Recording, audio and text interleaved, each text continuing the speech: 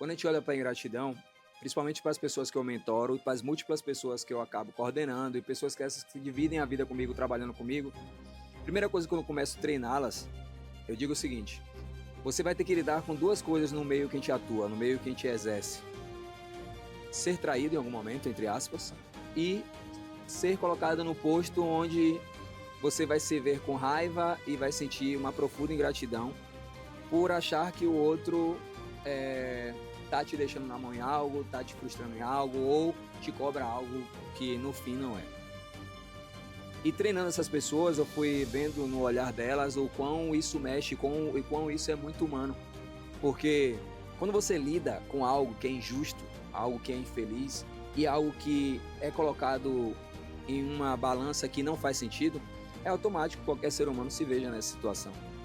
Mas se tratando de ser humano, eu particularmente consigo ser um ser humano e falo isso para você que está assistindo principalmente. Vai haver possibilidades e vai haver situações também onde você consegue fugir dessa possibilidade de ser ingrato ou de sofrer esse tipo de coisa. Mas se você entender que lá no fundo qualquer outra pessoa pode fazer qualquer tipo de situação contrária ao que você pensa ou que você espera, não vai ser surpresa, não vai ser decepção, não vai ser ingratidão. Você vai estar pronto para o que vier e no fim, dentro de algo tão ruim assim que você humanamente acha que isso vai mexer com suas características ou com o seu trabalho ou com o que você está fazendo atualmente ou fazer te ter uma crise existencial, no fim não é sobre você. É sobre a outra pessoa que é ingrata ou sobre o que a outra pessoa te coloca numa posição de cobrança, exigência na qual ela, no fim, nem tem honrado como ser humano aqui em vida. Há mais de 2000 anos atrás, passou um ser humano, o ser humano mais famoso na Terra, encarnado no Deus puro, e que qualquer pessoa que não tenha fé, não tenha religião, testemunhou e vivenciou essa história de alguma forma, através de livros, através de contos, de mitos, do que quer que seja. E eu trago ele como primórdio na minha vida. A minha vida é uma vida fugaz, serena, pequena, igual uma neblina que vem pela manhã e se vai novamente ao início dela. E tudo que eu faço em minha vida eu sempre me pergunto: o que Jesus Cristo faria nessa situação? Depois do dia que eu comecei a aceitar e ver mais ainda a forma, há muitos e muitos anos lá atrás, desde quando eu saí de onde eu morava no interior, eu percebi que era um mapa ou um caminho no qual eu conseguia ter a certeza e a convicção de que tudo que viesse do outro lado, mentiras, traições, inseguranças ou coisas que fossem contra a minha pessoa, era humano e eu sabia que isso ia acontecer. Então, não espere que as pessoas irão te falar a verdade todos os dias porque elas irão mentir. As pessoas estão mentindo agora nesse exato momento, nesse tempo aqui que está passando. Por medo, por insegurança, por insatisfação. Nunca porque quer omitir algo que é realmente transformador, mas porque elas querem fazer isso de forma que se beneficie.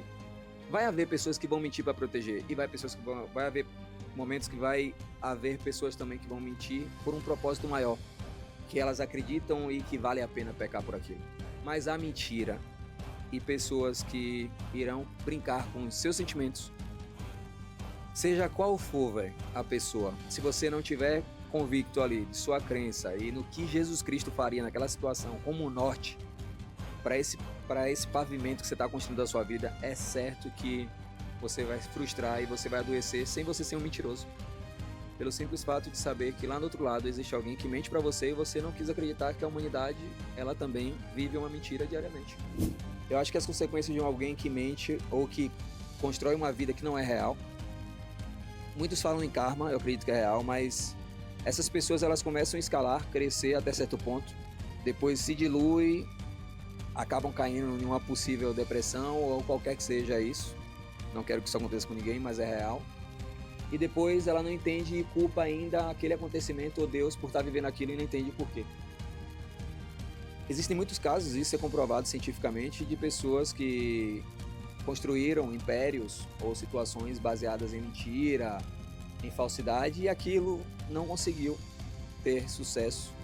E no fim aquela pessoa ainda olhar outras que estavam em uma caminhada ali, a nível de pesquisa, e perceber que elas estavam realmente conseguindo e possuindo coisas que ninguém em vida conseguiria imaginar. Pelo simples fato de elas terem sido verdadeiras, passar pela escassez e estarem ali transformando diariamente suas vidas com a verdade.